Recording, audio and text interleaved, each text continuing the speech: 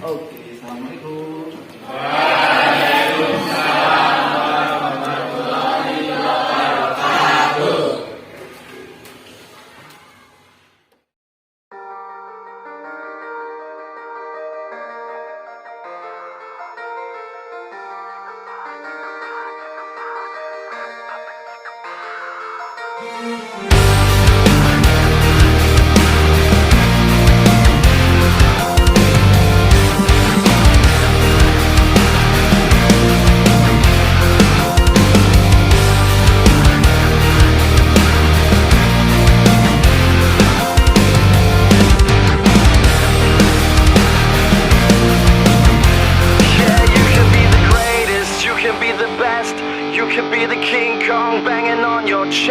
You can beat the world, you can beat the war, you can...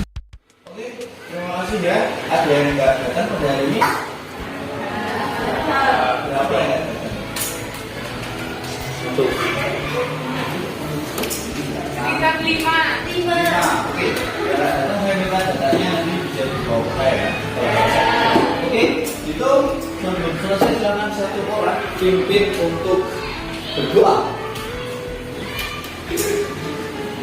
Angkat aja. Ini yang kayaknya paling besar dan paling siap ya. Yuk, siap. Yuk. Doa. Mulai.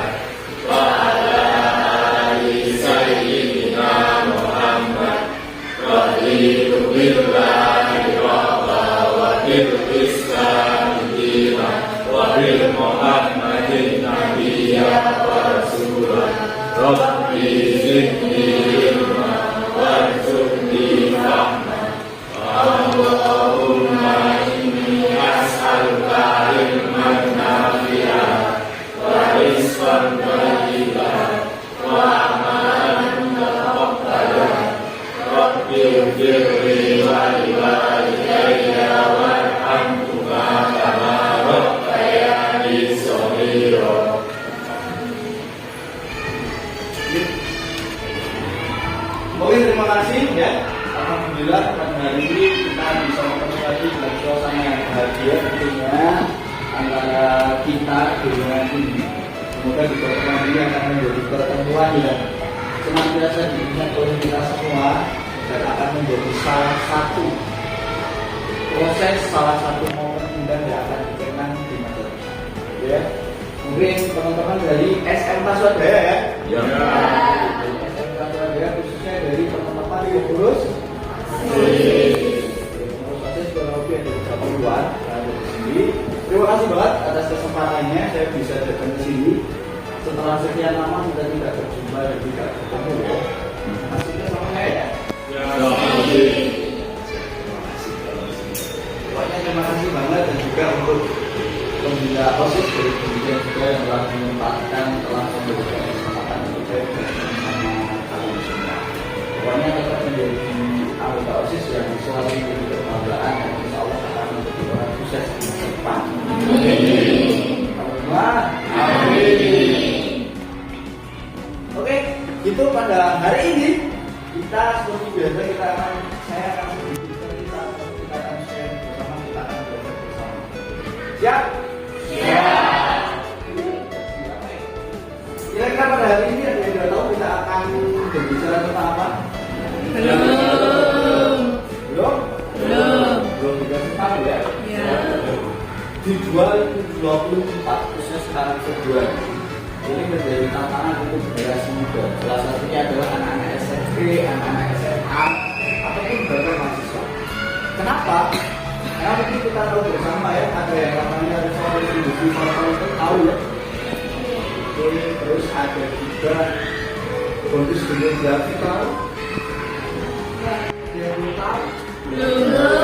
Belum semua? Yang tahu? Satu,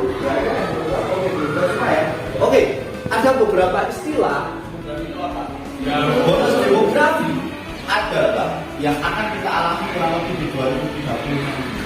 Walaupun prosesnya ini sudah ada dari sekarang. Bonus demografi adalah ketika nanti mayoritas penduduk warga negara Indonesia itu akan dikuasai atau lebih banyak usia produktifnya daripada usia non produktif. Usia produktif itu adalah usia dari kisaran 50 tahun sampai dengan 45 tahun. Sampai dengan 40 tahun. Jadi otomatis kurang lebih 2030 pada zaman sekarang Indonesia mayoritas penduduknya adalah anak muda, orang-orang yang produktif, gitu ya. Jadi itu menjadi tantangan buat kita. Harusnya itu menjadi momentum untuk Indonesia bisa mencapai hal yang kenapa ada generasi emas 2045 dan atau belum ada ya. Generasi emas 2045 karena Indonesia salah satu visi Indonesia adalah menjadi negara maju di 2045 nanti 100 tahun kemudian kita. Kenapa Indonesia maju? Kita juga enggak ya. Negara Indonesia ini negara maju atau negara berkembang? Nah, ini pelajaran SD ya. Ini negara berkembang. Dari dulu Indonesia masih negara berkembang. Dan Jepang, Korea, Singapura itu merupakan beberapa negara Asia yang sudah menjadi negara maju. Nah, Indonesia ini bermaksud bagaimana nanti mencapai yang namanya Indonesia maju ataupun negara maju di dunia ini. Jadi untuk mencapai itu semua dengan memanfaatkan adanya bonus demografi. Karena bonus demografi itu ada di semua negara, ada di semua negara. Tinggal menunggu kesempatan.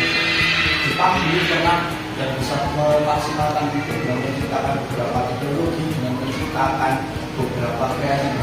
Begitu juga dengan beberapa negara. Dan Indonesia ini menjadi jadi bangsa untuk ditangkan juga kita. Gitu ya. Oke, sebelum lanjut saya mau lihat dulu. Asalkan saya beda sama posisi harusnya punya slogan dong ya. Ya, SMK. SMK Swadaya Temanggung. SMK Swadaya Temanggung.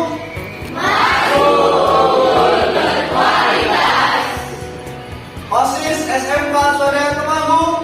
Luar biasa, luar biasa, luar biasa. Jaya Swadaya. Jaya. Jaya. Swadaya. Luar biasa jaya. Harapannya menjadi ke depan bisa luar biasa dan bisa menjadi generasi banyak. Sip. Ada bonus demografi juga dan ada juga revolusi masuk. Ini untuk dasar aja, terutama sudah dasar ini. Ada yang namanya revolusi industri 4.0 tahu? Oke, ada yang tahu? Ada yang tahu nggak? Oh, iya, belum tahu semua. Belum. Oke, revolusi industri itu dimulai dari 1.0, 2.0, 3.0,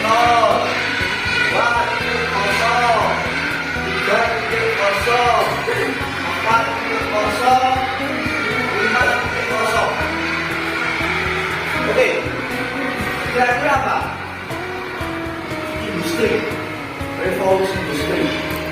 Oke, nggak tahu ya? Oke, saya sharing dulu. Dulu, revolusi industri itu berkembang secara pesat dengan diawali momentum pertama kali itu adalah satu titik nol kurang lebih di tahun 1800-an. Itu ditemukannya sebuah mesin uap. Oke, itu menjadi industri pertama dan menjadi revolusi pertama di dalam proses yaitu mesin uap. Di masa itu akhirnya ada kereta api, ya, kereta api yang masih pakai itu, kan masih menggunakan jadi ditemukannya mesin uap. Dan di 2.0 kurang lebih di tahun 1900-an, jadi abad 19 ya. Ini akhirnya ditemukan sebuah revolusi yang menjadi perubahan saat ini dan sangat digunakan saat ini. Kira-kira apa? Setelah mesin uap ada apa? Yang menjadi bahan untuk kehidupan untuk manusia. Ada yang tahu nggak? Belum. Oke. Setelah mesin uap ditemukan yang namanya listrik. 1900-an kurang lebih. Jadi sebelumnya itu belum ada listrik. Katakanlah kita masih pakai ketika lampu itu masih menggunakan yang namanya apa ya, obor lah ya atau apa. Nah kemungkinan di 1900-an ini ditemukan yang namanya listrik. Sampai Anda berkembang lagi di 3.0. 3.0 ini sudah mulai masuk untuk dunia pendidikan, untuk bisa dipakai di pekerjaan dan yang lain. Tahu kira-kira apa? Komputer. Ya, komputer. Siapa namanya? Samuel. Oke, tepuk tangan buat Samuel. Teknologi ini ditemukan yang namanya komputer. Kurang lebih jadi ya udah mulai tahun 2000-an.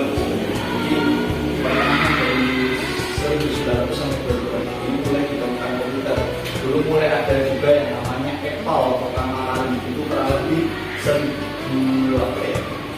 1900-an pertengahan 80-an itu mulai juga ada yang namanya Steve Jobs. Steve Jobs ya, dia mulai mengkapasai untuk membuat Apple dan sekarang iPhone, yang mana dia berkembang dari sini. Karena awalnya ini ada Android semua, dia menciptakan hal yang berbeda daripada Android. Itu ya, dia menciptakan satu sistem. Oke, listrik. Yang keempat, saya tahu lah. Oke, internet. Benar, internet lebih tepatnya adalah digitalisasi. Jadi setelah mulai masuk komputer, ini tidak serta-merta langsung lancar kayak orang. Cuma ada yang namanya internet, ada yang namanya jaringan network. Jadi di teknologi ini mulai ditemukan, dan itu adalah di tahun ini. Kisaran di tahun mulai tahun ini adalah 2020-an. Ini mulai kencang, katakanlah mulai cepat. Nanti ada dari 3G ke 4G ke 5G sekarang. Nah itu perkembangan di Indonesia ini. Walaupun Indonesia sampai saat ini masih berada di 4.0 sebenarnya, tapi di beberapa negara maju yang lain, seperti kayak Jepang, Korea, terus yang lain ini udah mulai masuk di 5.0. Kira-kira apa itu? AI. Oke, AI. AI itu ya benar AI atau robotics. Jadi perkembangan ini bukan hanya jaringan, bukan hanya internet, tapi itu semua sudah bisa menciptakan yang lebih mesin uang, yaitu adalah mesin-mesin ataupun hal-hal elektronik, yaitu robotik. Karena itu adalah perpaduan ya guys. Ketika robotik mungkin masih menggunakan listrik juga, mas, dan juga ada juga yang menggunakan internet mungkin. Mengendalikan robotik. Namanya di era sosial ini, teknologi dalam era nah itu bukan nama juga Jepang, Korea, itu sudah mencapai. Nah, kalau Indonesia, menurut saya pribadi, ini asumsi saya, kita masih bertaruh terlalu lama. Nah, hal ini yang harus kita manfaatkan. Makanya ada juga dalam sebuah hadis diterangkan bahwa ini fardhun ala kulli muslimin wal muslimah. Menuntut ilmu itu wajib bagi setiap orang laki-laki dan setiap orang perempuan. Makanya belajar itu terlambat, belajar itu tidak bisa. Karena ini perkembangan itu akan selalu ada. Ketika kita tidak bisa mengikuti perkembangan, tentu kita akan digilas oleh zamannya. Gitu ya. Ini sekilas saja tentang beberapa ini. Lalu orang kita gimana? Dari generasi muda. Ketika ada robot, tidak ada listrik, ada komputer, ada digital atau internet, ada sebuah fakta. Ini menurut survei atau penelitian dari perkembangan dunia digitalisasi ini.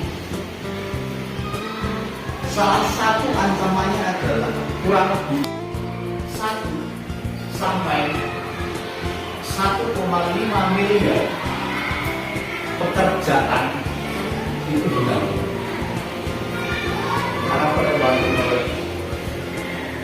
1 sampai 1,5 miliar pekerjaan itu di dunia ini karena perkembangan teknologi. Lo bayangkan, misal kayak ada beberapa toko ataupun ada beberapa toko lah ya yang sampai akhirnya korup, sampai akhirnya mereka bangkrut. Coba ada salah satu toko yang besar juga yang pernah menyaingi apa namanya, pernah menyaingi Indomaret juga. Tahu saya? Terus sekarang nggak ada. Itu juga salah satunya karena perkembangan semakin banyaknya. Sekarang toko ini udah banyak banget ada. Jadi saya sebutkan ada Indomaret, ada Alfamart, ada juga masih mall, ya kan? Mall masih juga ada pasar tradisional dan juga supermarket yang lain. Jadi banyak banget. Ketika tukang sayur dulu itu hanya masih di pasar, yang mau beli ke pasar. Sekarang ada tukang sayur keliling. Setelah tukang sayur keliling masih ada juga jualan sayur lewat online. Atau enggak juga masih WA. Ke pasar iya, cuma pesennya lewat telepon. Jadi yang ini udah nggak mampu juga. Kayak yang bilang gitu. Jadi itulah 1,5 miliar kurang lebih itu persen bulan. Dan menurut penelitian di Amerika 60% siswa sekolah dasar sekarang itu besok mereka akan bekerja di pekerjaan yang sekarang juga. Ini menurut penelitian dari Amerika. Intinya sebentar.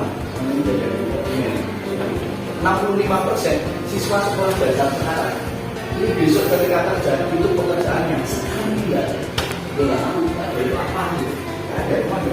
Jadi itulah dampak dari perkembangan industri ini. Terus ketika kita sebagai generasi hanya berjoget TikTok ya kan, mengandalkan gigi ya kan, ya kalau yang minta public figure artis terkenal mereka pakai uang. Cuma sampai akhirnya itu hanya untuk konsumsi kesenangan kita pribadi, hanya untuk konsumsi memuaskan orang ini aja. Itu harus kita mulai pikirkan dari perkembangan. Oke, sampai sini dulu. Kira-kira ada pertanyaan nggak? Kita lanjutkan tentang itu. Ya. Oke. Mari kita lanjut.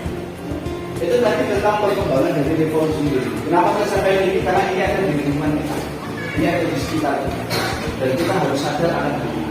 Gitu ya. Makanya dulu pernah ada banyak banget istilah-istilah baru yang waktu saya SMA ini muncul. Misal kayak beberapa plus, misalnya the future is now, ya kan, masa depan itu sekarang. Karena kita tahu masa depan dengan apa yang kita lakukan sekarang. Walaupun kalau dibandingkan dengan hal itu, kita korelasikan dengan bukti tadi, tapi 5% siswa dasar ini besok akan bekerja dan